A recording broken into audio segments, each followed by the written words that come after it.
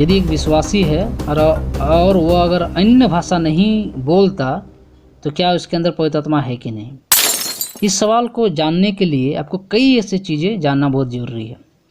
सबसे पहला, विश्वासी के विषय में जानना बहुत ज़रूरी है। सच्चा विश्वासी कौन है?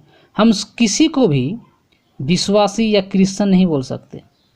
कोई भी चर्च आ रहा हो, गीतों को गा रहा हो या वचन पढ़ रहा हो, किसी को भी हम क्रिश्चियन नहीं कह सकते। एक सच्चा विश्वासी कौन है? तो वचन कहता है रोमियो का पत्री 10 अध्याय का 9 पद में, यहाँ पर कहता है क्या, यदि तू अपने मुंह से यीशु को प्रभु जानकर अंगीकार करे और अपने मन से विश्वास करे कि परमेश्वर ने उसे मरे हुए में से जिलाया तो तू निश्चय उद्धार पाएगा। और एक वचन कहता है यूहन्ना 1:12 में कि जिन्होंने यीशु मसीह को ग्रहण किया, यीशु मसीह ने उन्हें परमेश्वर का संतान होने का अधिकार दिया। तो परमेश्वर का संतान जो हो जाते हैं, ये होने का अधिकार परमेश्वर देता है। हम संतान हैं नहीं। जब हम विश्वास करते हैं यीशु मसीह को, तो यीशु मसीह हमें परमेश्वर का संतान होने का अधिकार देता है। साधारण तौर पर मैं ये समझाना चाहता हूँ कि सच्चा विश्वासी वो है जो यीशु मसीह को अपने मुंह से प्रभु और परमेश्वर उद्धारकर्ता करके अपने जीवन में ग्रहण करता है। वचन कह रहा है कि जो तू विश्वास करता तो निश्चय उद्धार पाएगा। तो मतलब जो उद्धार पाए हुए हैं, जो नए सिरे से जन्म लिए हैं, उन्हीं को सच्चा विश्वासी कहते हैं। और वचन कहता है कि अगर आपने सच्चा विश्वास किया है यीशु मसीह पर, तो उसी समय वचन कहता है कि पवित्र आत्मा आपके पास होता है। ये मैं नहीं कहता।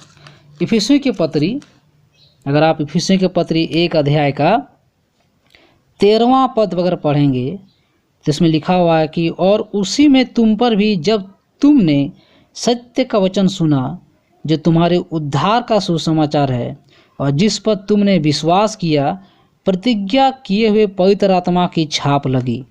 यहाँ पर ये वचन ये कहना चाहता है कि जब आपने वचन को सुना, विश्वास किया, तो पवित्र आत्मा का छाप आपके अंदर लगा है।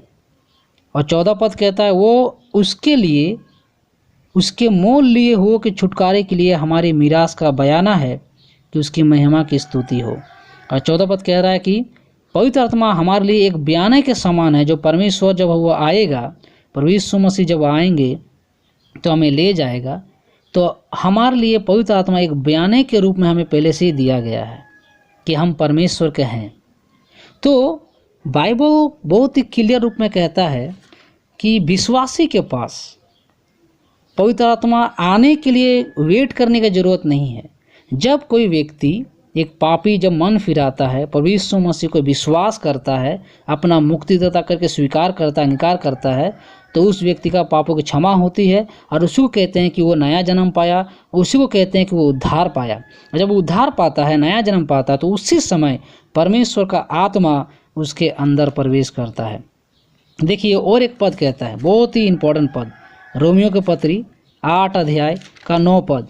मैं फिर से ये पद को कहना चाहता हूँ। रोमियो की पत्री 8 अध्याय 9 पद, वहाँ पर इस तरह से कह रहा है कि परंतु जब कोई परमेश्वर का आत्मा तुम में बसता है तो तुम शारीरिक दशा में नहीं परंतु आत्मिक दशा में हो। और देखिए इसके बाद देखिए, यदि किसी में मसीह का आत्मा नहीं तो वो उसका जन नहीं।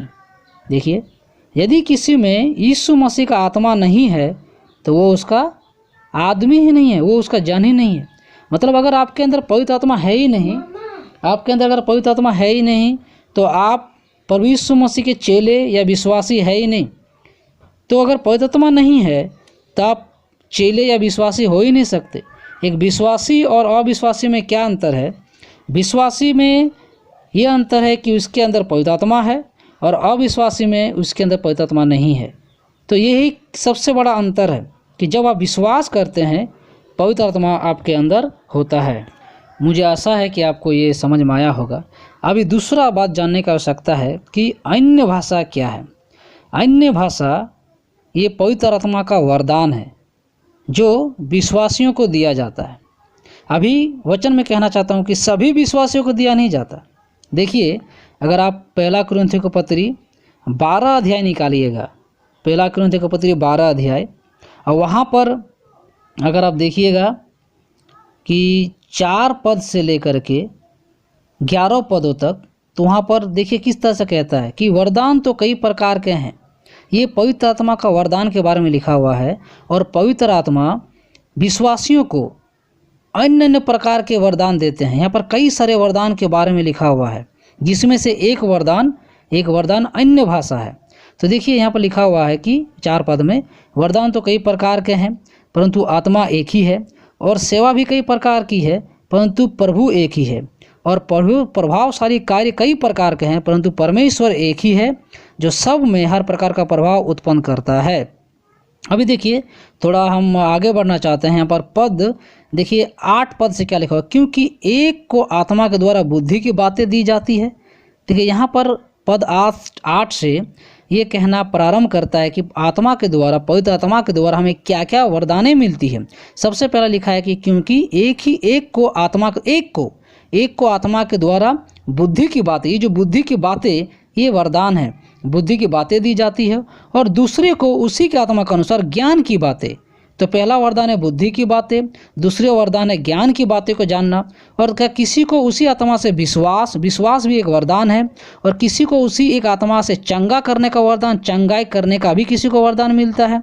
फिर किसी को सामर्थ के काम करने की शक्ति, 10 पद में कह रहा है, तो सामर्थ काम करने का भी शक्ति एक वरदान है, और किसी को भविष्यवाणी की, देखिए भविष्यवाणी करने का भी वरदान है, और किसी को आत्माओं का परख, और किसी को आत्मा को परख करने का भी वरदान है, और किसी को अनेक प्रकार की भाषा, यही है अन्य भाषा, किसी को बोला है। यहाँ पर नहीं लिखा हुआ है कि सभी को अन्य भाषा बोलने का वरदान दिया गया है। तो 10 पद पूरा साफ साफ कहता है कि किसी को अन्य प्रकार की भाषा और किसी को भाषाओं का अर्थ बताना, परंतु ये प्रभावशाली कार्य वही एक आत्मा करता है, और जिसे जो चाहता है वो बांट देता है। देखिए यहाँ पर बहुत ही वचन साफ साफ कह रहा है कि पवित्र आत्मा ये वरदान जिसको चाहता है उसको वो बांट देता है। और जब शुरू से पढ़ेंगे तो कहता है किसी को ये वरदान दिया, किसी को वो वरदान दिया गया, किसी को भविष्यवाणी को दिया गया, किसी को सामर्थ्य के काम करने को दिया गया। यहाँ पर किसी शब्द को बार बार आया है, सब शब्द नहीं आया कि सबको दिया गया, ऐसा शब्द नहीं आया है। देखिए अन्य भाषा के लिए भी बोला गया है कि किसी को अन्य भाषा का वरदान दिया गया। तो अन्य भाषा सबको नहीं दिया गया है, किसी को, और जो जिसको भी दिया गया वो पवित्र आत्मा ने दिया है, हर व्यक्ति को नहीं देता है। तो वचन बहुत ही साफ और क्लियर कह रहा है कि अन्य भाषाएं एक वरदान है, और वो पवित्र आत्मा जिसको चाहता है उसको देता है। अर्थात अन्य भाषाएं का वरदान सबके पास नहीं है, पर हर एक विश्वासी के पास पवित्र आत्माएं हैं, और हर एक विश्वासी के पास कुछ अन्य अलग अलग प्रकार के वरदानें हैं। सबके पास अन्य भाषा का वरदान नहीं है। तो यदि कोई विश्वासी है और अन्य भाषा नहीं बोलता, तो इसका मतलब ये नहीं है कि उसके अंदर में पवित्र आत्मा नहीं है, उसके अंदर पवित्र आत्मा है। परमेश्वर ने इसको दूसरा वरदान दिया गया है, और जिसको परमेश्वर ने पवित्र आत्मा का अन्य भाषा का वरदान दिया है, तो वो जरूर वो अन्य भाषा बोले, क्योंकि परमेश्वर ने इसको वरदान दिया गया है। तो ये ही बात है। तो मुझे उम्मीद है कि आपको ये बात समझ में आई होगी।